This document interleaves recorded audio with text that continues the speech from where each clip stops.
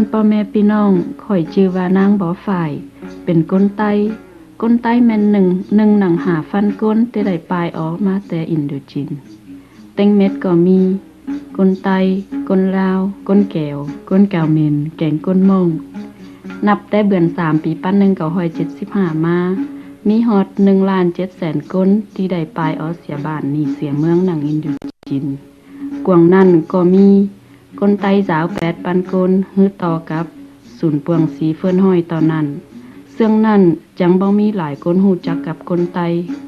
ก้นตัวไปมักงำว่าก้นไตดำแม่นก้นไทยแลนด์หรือว่าก้นไต้หวันเพื่อหาก้นแตงกาฮู้จักกับก้นไตบอนก้นแอบเจื้อสายไตจังได้เจ็ดหุ่นเงาบายนี้ขึ้นมามีชื่อว่าก้นไตให้ดินอยู่ก้นมักเว้าตัวกันว่าข่อยเบามีบอนจีไปหาว่าฟันก้นไตนั่นเซาได้ไปหลายบอนแต่หาบอนดินกินอยู่เบามีเสื่องนั่นข่อยจังสอป้าตานไปฮู้จักกับฟันก้นนั่นที่มีชื่อว่าก้นไตแต่ก่อนอื่นข่อยสอเปลี่ยนนุงเจียงไตเพื่อหาตานฮู้จักแจ้งเห็นจริงเสื่องนี้ตานจื้อข่อยได้เบาข่อยก็แม่นนางบ่ฝ่ายนั่นล่ออันนี้แม่นสินไตเสื้อกล่อมมาแปมใส่แอวแคลกับเปียวอันนี้แม่นเปียวของผู้หญิงใบปกหัวกันแดดกันเมื่อยเจอออไปเจ็ดเวียตั้งเนาะฮือไปตั้งรักผู้หญิงสาวคอดผมไว้ตั้งกกกะลุ่นผู้หญิงมีผัวฮือว่าแม่ป้าคอดผมไว้เต้งหัวแค่ว่าตั้งเก่าเจียงนุงของฝืดจายไตอันนี้แม่นโตสื่อไตมีมาแต่เจ้าแต่หลายใครนี่เฮาก็ฮู้จักกับปึ้งเจียงนุงของตื้อเล็กน้อยแล้วข่อยสอป้าตานมาฮู้จักกับความเป็นมาของฟันก้นไตเสื่องนี้เมื่อแต่เจ้าแต่หลายนับเป็นปั้นปีก้นไตได้ตั้งบ้านสร้างเฮือนอยู่กินหนังแผ่นดินหนึ่งอยู่ตั้งเต่อเมืองหานไข่นี่ก้นไตเป็นฟันก้นลักแหลมเตียงซาเสามีฮอดป้าเว้าฮิดคองซองจันแก๊งสื่อสารเป็นของเสาเองแต่ปี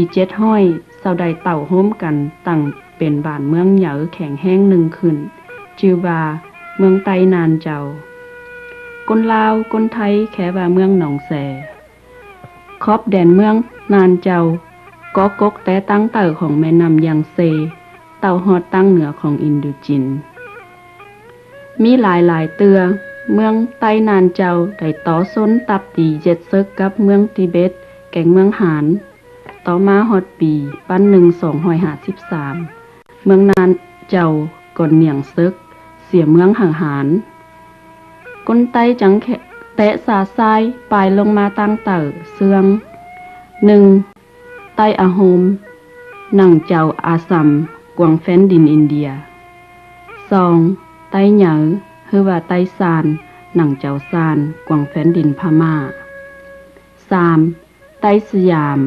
คือว่าก้นไทยได้ตั้งเมืองเหมาหนึ่งขึ้นแค่ว่าเมืองไทยแลนด์ 4. ไตลาวคือว่าก้นลาวได้ตั้งเมืองเหมาหนึ่งขึ้นแค่ว่าเมืองลาว 5. ไตดำไตหลอนไตแหลงหนัง12เจ้าไตกวางแฟนดินแก้ว 6. ไตโถไตน่งอยู่ตั้งตาเว้นออเสียงเหนือกวางแฟนดินแก้วนอกนั้นยังมีหลายไตดองกลางอยู่หนังแฟนดินหานเสื่องไตจวงไตลือกับอื่นๆหุ่นเงาวายนี่สอโตมาตั้งแฟนดิน12เจ้าไตเสียก่อนไตดำไตหลอนไตแหลงหนัง12เจ้าไตแค่ง่ายว่ากลไต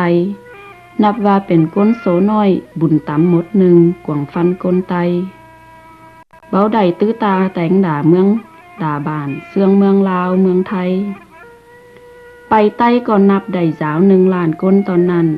กวางนั่นก็มีข่อยผู้หนึ่ง12เจ้าไต้คือว่าเมืองไต้มี3ติ่งความแก้วแค่ว่าติ่งไหลเจ้าเซินลากับเงียโลใครนี่เปลี่ยนมาเป็นติ่งห่วงเรียนเซินตั้งเหนือติดกับดินหานตั้งตะเว้นตกแกงตั้งเต่าติดกับดินลาว ตั้งตะเว้นออกติดกับดินแก้วหน้าดินเต็งเม็ดมี17ปัญหาหอยไม้เมินเฟิงแต่เจ้าแต่หลายมาเมืองใต้เป็นเมืองตื้อตาแต่งหลาหนังน้ำมีเมืองหนังเมืองมีเต้าแปะกันกับบ้านเสาเมืองจำแต่จอนว่าเมืองใต้เป็นเมืองน้อยแล้วยังเป็นตั้งรองของ3เมืองเหยาเสืองแก้วลาวกับหานเมืองใต้จังมีซึกตั้งเหนือเสือตั้งเต่าอยู่เลิงฮาว่าเมืองใต้ก็เบาเคยถือเมืองใดมากินลืบลายหายเสียสังสักเตือเมื่อห้อยปีฝานมานี่ฟูไตใดมาเอาหลายหัวเมืองหนังอาซีเฮาเป็นหัวเมืองขึ้นกับเสาเสืองฟูไตเอาเมืองเก่าเมนเมื่อปี1863ฟูไตเอาเมืองแก้ว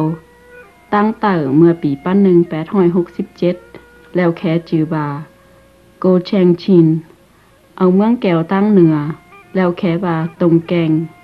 กับเอาเมืองแก้วตั้งกลางแล้วแค่ว่าอานามเมื่อปี1884ผู้ไตเอาเมืองลาวเมื่อปี1893นอกนั้นผู้ไตก็เอา12เจ้าไต้เมื่อปี1889ผู้ไตบ่ได้มากินเมืองใต้เพียงตอนนั้นเซายังเอาดินแดนใต้ไปขึ้นกับตรงแกงเมืองแก้วเสียเหมามันจังเป็นปางเมืองติบตันเหลือกาวเหือกนไตต่อแต่นั้นมากนไตเก่าบ่มีชื่อเสียงเตียงซาเหือฟันก้นอื่นฮู้ใดเปื่อว่ากนไตถือนับเป็นก้นแก้วเสียแล้วตานออกัสเดปาวีก้นไตฟูตีมาเอาเมืองไต้แก๊งหัวเมืองอื่นๆหนังอินโดจีนเป็นดินเมืองขึ้นสู่เมืองไตตันแล้วบัญจีก้นเมืองไลฟูตีได้อ่อนย่อยกยอมแฟนดินใต้เฮาฟูไตกวาง60ปีที่เมืองใต้ได้ขึ้นกับฟูไตฟูแก้วนั่นเมืองใต้ก็เบาหุงเฮืองเตียงซาสั่งฮาวายังดีตีเบามีเซิกตั้งเหนือเสือเต่าฮอดปี1945ก็มีเซิกเหยาตัวแฟนดินเตือถือ2ฟูดึกได้เข้าตับเอรบเฟินฝูเยิดเข้าตับอาซีกวางนั่นเมืองหนึ่งก็แม่นเมืองใต้